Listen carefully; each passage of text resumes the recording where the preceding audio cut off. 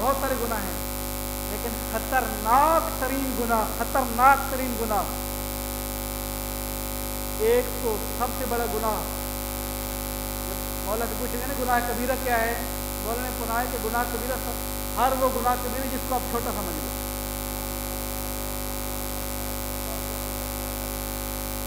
آپ یہ کیوں سمجھتے ہو کہ یہ چھوٹا گناہ ہے؟ یہ کیوں نہیں دیکھتے ہو دوسری نظر کے ساتھ کہ میں کس کی بارگاہ میں نافرمانی کر رہا ہوں؟ یعنی آپ اس کو چھوٹا سمجھ کے خدا کی توہین کرنا چاہتے ہیں۔ جب آپ یہ سمجھ جائیں گے کہ یہ چھوٹا گناہ ہے، اس کا مطلب یہ ہے کہ اس گناہ میں خدا کی توہین کی جا سکتی ہے۔ سب سے بڑا گناہ وہ ہے۔ لیکن تکبر، حسد، ریاکاری اور اقتداء یہ میرا موضوع نہیں ہے، لیکن یہ چار چیزیں تباہ کن چیزیں، تباہ کن۔ ہم عزاداری کر رہے ہیں، جس وقت مجلس پڑھنے والے کے دل میں یہ بات آ گئی، آج دیکھ میں نے کس طرح پہلے والے خطیب کو مات کیا ہے، سمجھ لو شیطانیت اس کے اوپر سوار ہو چکی ہے۔ یہ خادم حسین بن کے نہیں آیا ہے، واقعاً خادم جدید بن کے آیا ہے، یہ نمائندہ شیطان بن کے آیا ہے، یہ مقابلہ کرنا چاہتا ہے اس ممبر کے ساتھ اور اس ممبر کے ساتھ۔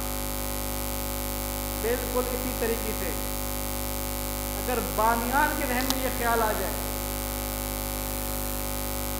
وہ امام بارگاہ والے ہم نے ایسا خطیب بلایا تھا کہ وہاں کچھ جاتا ہی نہیں تھا، عزادارو یہ خطرناک ہے، کہاں سے کہاں لے جائے گی ریاکاری۔ میں نے اپنی مجلس میں 50 دیگیں بریانی کی اتاری، ساری ختم ہو گئی، دیکھا میں کتنے لوگوں کو بلا لیتا ہوں، حسین کہاں گیا؟ تو میں ہوں، یہ کر رہا ہوں، میں یہ کر رہا ہوں، میں وہ کر رہا ہوں، میں نے یہ کر دیا، میں نے وہ کر دیا، تو میں ہوں، حسین کہاں ہے؟ خدا کہاں ہے؟ عزادارو یہ چیزیں ہمیں نبودی کی جہانے پہ لے کے جا رہی ہیں۔ موضوع میرا یہ نہیں ہے، لیکن درد دل ہوتے بعض اوقات کہ جن شخصیات نے اتنی بڑی قربانیاں دی تھیں، ہم غفلت کی وجہ سے نہ فقط ان کو بھول گئے ہیں بلکہ ان کے اوپر زبان درازی بھی کرتے ہیں، اور اپنی جہالت کی وجہ سے۔ قاضی نور اللہ شستری کون ہے؟ میں ابھی قاضی کے بارے میں ہوں۔ قاضی کون ہے؟ تھوڑا سا سمجھ لیا آپ نے قاضی کو۔ قاضی نے کتاب لکھی مصائب النواسب۔ جب خلوص سے لکھے گا نا انسان تو بارگاہ اہل بیت میں قبول بھی ہوگی۔ معین کشمیری، امین کشمیری عالم ہیں، کشمیر کے رہنے والے ہیں۔ ان کو جب پتہ چلا کہ قاضی نور اللہ شستری نے کتاب لکھی ہے، کشمیر میں روزانہ مناظرات ہو رہے ہیں، کشمیر میں تشیع آسانی سے نہیں ملی، کشمیر میں تشیع کی ایک عجیب داستان ہے۔ کشمیر میں تشیع کے پہلے بانی سید شرف الدین موسوی، جن کی شہرت ہے بلبل شاہ، 727 ہجری میں ان کا انتقال ہوا ہے۔ 727 ہجری میں ان کا انتقال ہے۔ بات کنہیں کتابوں میں آ جاتی ہیں جن کا نہ سر ہوتا ہے نہ پاؤں ہوتا ہے، لیکن اتنی مشہور ہو جاتی ہیں کہ عجیب بڑے بڑے محققین بھی اس کا شکار ہو جاتے ہیں اشتباہات کا۔ مثال کے طور پر اب یہ جملہ آ گیا تو میں ایک مثال دے دوں کہ بلبل شاہ، میں کشمیر کی داستان نہیں پیش کر رہا ہوں، کسی اور موقع پر اگر موقع ملا تو۔ بلبل شاہ سید شرف الدین موسوی 727 ہجری میں فوت ہو رہے ہیں۔ تاریخ کو یاد رکھیے گا، 727 ہجری میں فوت ہو رہے ہیں۔ مورخین نے لکھ دیا ہے، بعض مورخین نے، کہ بلبل شاہ شاگرد ہیں شہاب الدین سہروردی کے۔ شہاب الدین سہروردی 600 कुछ हिजरी में फौत हो रहा है।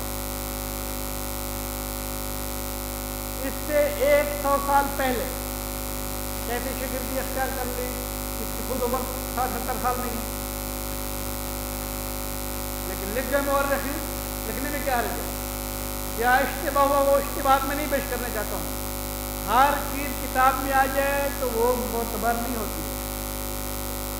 बाद उलमा ने लिख दिया है कि इस सैयद के शरफुद्दीन मूसवी के बुलबुल शाह के शागिर्द हैं कौन? सैयद नेमतुल्लाह शाह वली, जिनकी पेशनगोई आजकल बहुत चल रही है।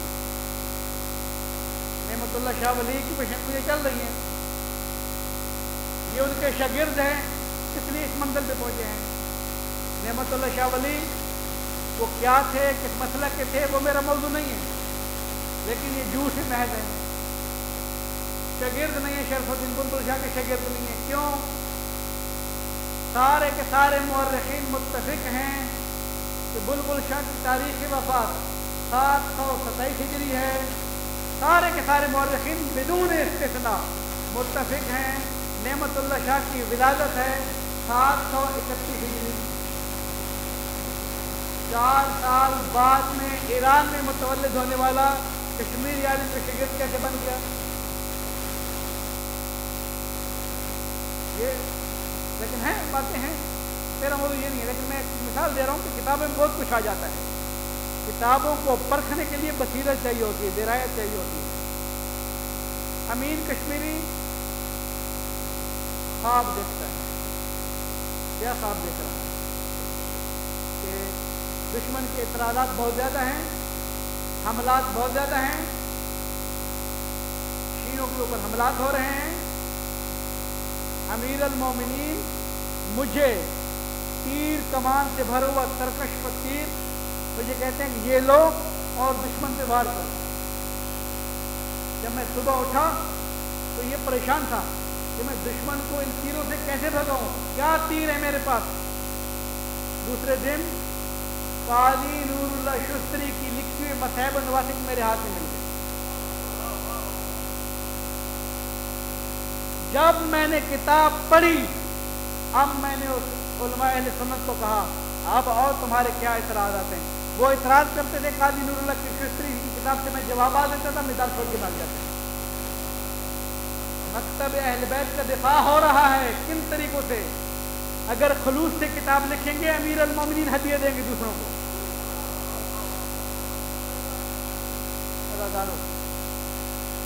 बातें बहुत हैं।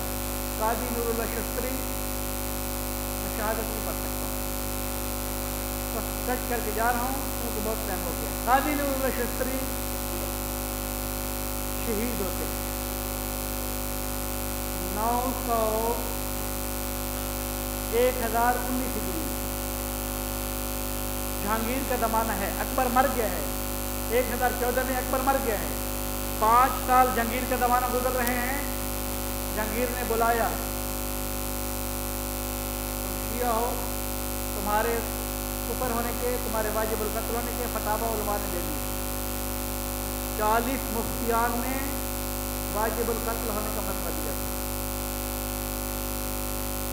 काजी को जब हुक्म शहादत मिला है, आधी रात को हुक्म शहादत सुनाया गया। तारीख में लिखा है ज़बान को बुद्धि से निकाला गया। सर में बगल में गर्म खौलता पानी डाला गया। मुफ्तियों ने कहा क्योंकि शिया है, अली का मानने वाला है, इसकी दूसरी सजा यह है कि 100 खारदार मेखों वाले ताजियाने मारे। 70-75 साल का ये बूढ़ा सिपाही इमाम का 20 या 25 साल यानी खाने के बाद खुदा की बारगाह में चला गया, लेकिन क्योंकि फतवा आ चुका था, बाकी सारे ताजियाने इस मजलूम हुसैन के बेटे के ऊपर लग रहे थे, मुर्दे जिस्म के ऊपर। सैयद शुहदा की जनाजा पामाल हुआ। ये सैयद शुहदा का बेटा है, मुर्दा जिस्म के ऊपर ताजियाने लग रहे हैं, खारदार ताजियाने लग रहे हैं। پھر لاش کو گندگی کے ڈھیر میں ڈال دیا۔ کسی نے دیکھا خواب کے اندر کہ نور کی انباری اتر رہی ہے، نور کی انباری اتر رہی ہے۔ دیکھنے والے نے دیکھا اس نور کی انباری کے اندر پنجتن پاک آ رہے ہیں۔ صدیقہ طاہرہ نے خواب میں اس کو کہا تم سو رہے ہو، میرے بیٹے کا جنازہ گندگی کی ڈھیر پہ پڑا ہے۔ وہ لوگ اٹھے گئے، قاضی نور اللہ کے جنازے کو دیکھا۔ عزادارو، یہ واقعہ یاد رکھیں، اپنے چاہنے والے کے اوپر نور کی انباری آسمان سے اتر رہی ہے، پنجتن پاک آ رہے ہیں۔ جن ایام سے بھی ہم گزر رہے ہیں، یہ وہ دن ہیں کہ کربلا کا لٹا ہوا قافلہ شام کی طرف جا رہا، شام کی طرف کوفہ سے چل چکا ہے۔ زینب کا قافلہ کوفہ سے رواں ہو چکا ہے شام کی طرف۔ عزادارو، کیسی حالت میں رواں دواں ہے۔ تاریخ نے لکھا جتنے انصار سید الشہداء کے ساتھ شہید ہوئے تھے، ان انصار اصحاب حسین کی جو خواتین کربلا میں موجود تھیں، جب ان کو کوفہ لایا گیا، ان کے خاندان والے آئے، ایک ایک خاتون کو ہم اس کے وارث ہیں، ہم اس کے وارث ہیں، سفارشیں کروا کے ابن زیاد سے لے کے چلے گئے۔ کوئی سفارشی نہیں بن سکا تو اولاد رسول کا سفارشی نہیں تھا۔ عزیزان محترم، خدا غم میں نہ رلائے، اجرکم من اللہ۔ عزادارو، عقیلہ بنی ہاشم یہ لٹا ہوا کاروان لے کے نکلی، کوفہ سے نکلی۔ سید الساجدین روایت کرتے ہیں، خود راوی ہیں، ہمیں ایسی حالت میں نکالا گیا کہ میرے بابا کا سر میرے سامنے تھا، مجھے بے پلانہ اونٹ پہ سوار کیا گیا، گلے میں تاؤ، میرے پاؤں کو اونٹ کی شکم کے ساتھ باندھ دیا، ہاتھ میں بیڑیاں، ہاتھ میں ہتھکڑیاں،